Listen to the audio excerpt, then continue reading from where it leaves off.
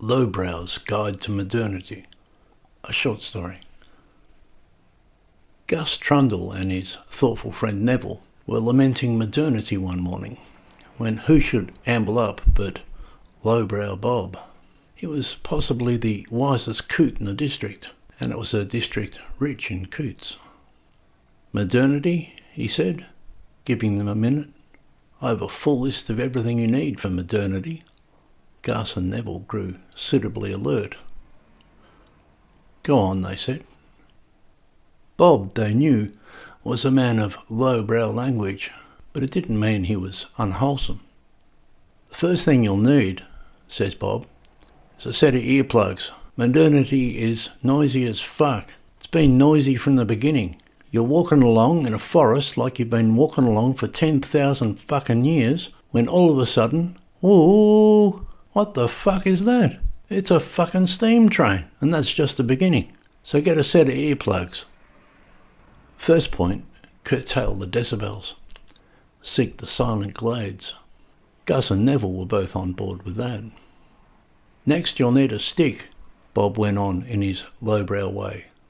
"According to the adage, step lightly and carry a big stick. Step lightly because modernity is made of crap. Path is rubbish. It's full of potholes and it gives way after rain. It's got bullshit foundations, modernity, so be careful where you tread." This was certainly good advice. Who does not know someone who was happily walking the path of modern living when they stepped in a hole and broke their ankle? "And," says Bob, explaining further, "carry a big stick because the path is full of weirdos, usually trying to sell you some shoddy piece of shit or get you to believe in something totally fucking mad, and it's crowded. The fuckers are everywhere. Carry a stick and tell them to fuck off. Personal space. You need some personal space in modernity."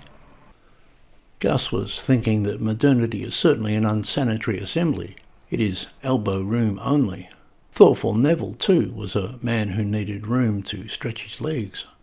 "Then you'll need a pen and paper," Bob continued, "because, let's face it, you're in modernity, so you've got a memory like a sieve. You're lucky you can remember your own fucking name. So get a pen and paper. Write things down, or you'll forget 'em. Modernity? It's a dose of fucking amnesia." "What was the first one again?" said Neville. "Earplugs," said Bob. Then he wrapped it up. "When you've got it all together," he says, "go for a walk and watch out for signs. Modernity's full of fucking signs." That was his final observation. "Right," said Gus. "Watch out for signs. What sort of signs?" wondered Neville. "I don't know," said Bob. "The sort of signs that announce themselves as signs. Ignore the bum fluff. Watch for signs." "Right," said Gus, getting the full formula. Ignore the bum fluff. Watch for signs.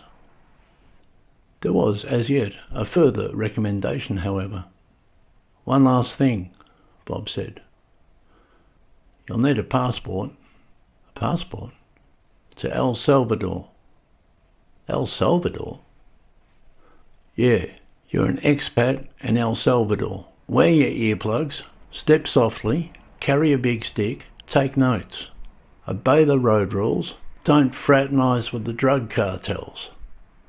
That's the situation. Get used to it." Then he said again, "And watch out for the fucking signs." Modernity in his nutshell. Other coots in the coot-rich district might have had other ideas, but this was the wisdom of Lowbrow Bob. When he felt like he'd made an impression, he ambled away. It wasn't quite as colourful as the time he explained the rules of tennis, but, as Gus and Neville both agreed, he had given them a spray. "I wish I had a pen and paper," said Gus. "I'd like to remember all that."